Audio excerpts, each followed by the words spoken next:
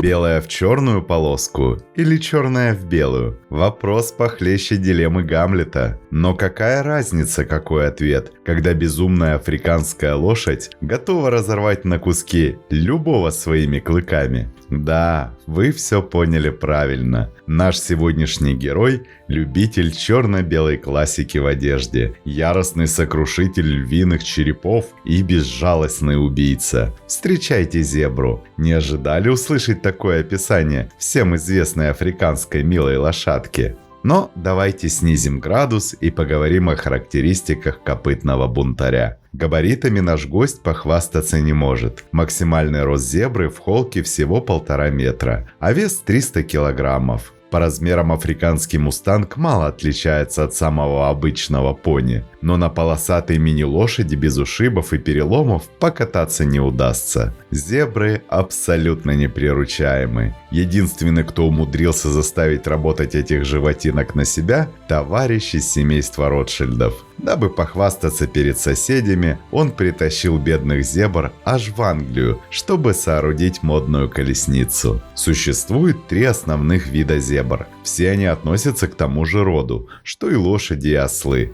Равнинная зебра, самый распространенный вид, обитает на саваннах Восточной и Южной Африки. Горная зебра обитает в засушливых горных регионах ЮАР и Намибии. И зебра Греви, крупнейшая из зебр, с самыми узкими и густыми полосами, обитает в полупустынях Эфиопии и Кении. И несмотря на скромные габариты, все зебры отнюдь не легкая добыча. Во-первых, их сила в стаде. Если лошадки заподозрили опасность, то они быстро собираются в боевой круг. Внутри детеныши и старики, снаружи пышущие здоровьем особи, готовые надавать льву по 1 число. Кстати, точно так же делают и африканские буйволы, видео о которых есть на канале. Нередко зебры пасутся рядом с антилопами. Так они предупреждают друг друга об опасности. Взаимовыручка. Кстати, как и многие копытные зебры, хорошо бегают, развивая скорость до 65 км в час, что помогает спасаться от хищников. Во-вторых, даже одинокая зебра способна задать жару незадачливому случайному хищнику, бросившему на нее свой хищный взгляд. В ее арсенале клыки и копыта. С копытами все понятно. Один удар и череп короля саванны пострадает смертельно, но клыки...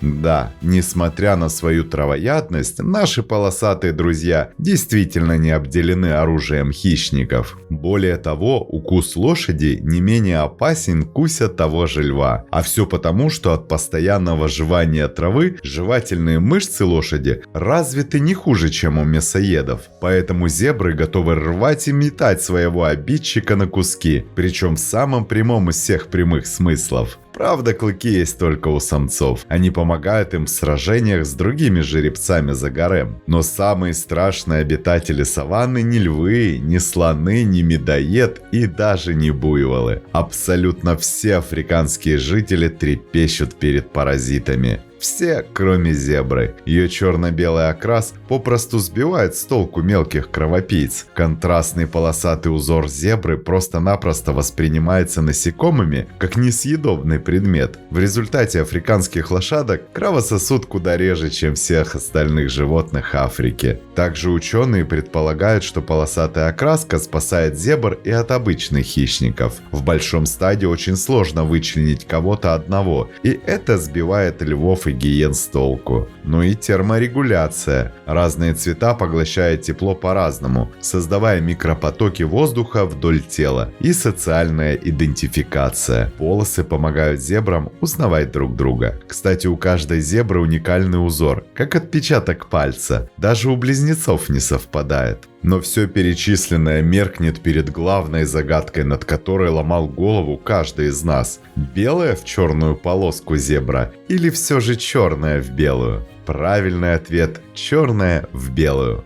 Даже несмотря на то, что белого в окрасе кажется больше, все же ребята на эмбриональной стадии черные. К тому же о темном прошлом напоминает и кожа животных. Она у взрослых зебр тоже черная. Убедительным доказательством этой теории служит знаменитый жеребенок в пятнышко. Как видите, основной его окрас черный, а пятнышки белые. Единственные, кого боятся черные зебры в белую полоску – своих сородичей. Стада их копытных пасутся на территории Южной и Юго-Восточной Африки. Группу из 10-15 кобылок возглавляет альфа-самец вместе со своей альфа-самочкой. Главная самка ищет место водопоя. Самец же защищает своих дам от хищников и охраняет их от чужих самцов. Самец часто принимает удар на себя, защищая стадо. Беременность у зебр длится около 12-13 месяцев. Зебренок встает на ноги в течение 10-15 минут после рождения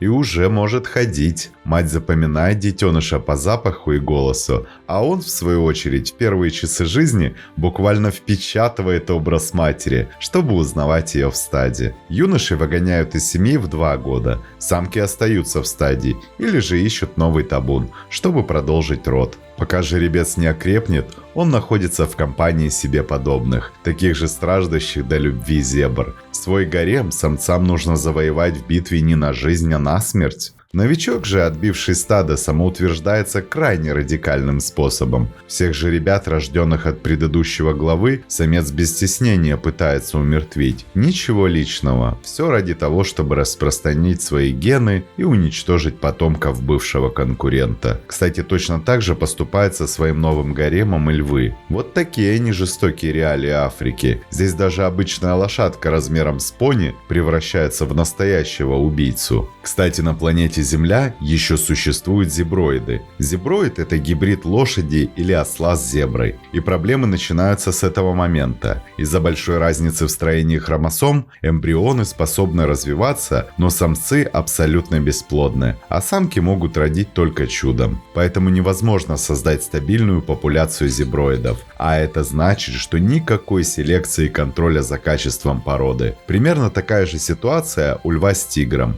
Зебры – это не просто красивая часть африканского ландшафта. Они играют важную роль в экосистемах саванны и полупустынь. Зебра – символ гармонии, хаоса и порядка, силы природы и духа свободы. И пока их численности ничего не угрожает. Возможно, этому способствует их дикий нрав. А как вы думаете? Пишите в комментариях. Для тех, кто долгое время с нами и кто хочет поддержать развитие канала, может перейти на платформы Boosty и Patreon по ссылкам в описании. Там видео будет появляться раньше и без рекламы, а возможно и видео, которых не будет на платформе YouTube. Надеемся, что вы цените наш труд. Спасибо, что посмотрели этот ролик. Не забывайте ставить лайки, писать комментарии о том, какое бы животное вы хотели бы увидеть в следующем видео, и делиться этим видео с друзьями. Это очень помогает развитию нашего небольшого сообщества. Подписывайтесь на наши паблики по ссылкам в описании к видео. Там много интересного. С вами канал о животных ЗУ. Мы собираем большую видеоэнциклопедию про все виды животных планеты. Любите природу вместе с нами. До скорых встреч!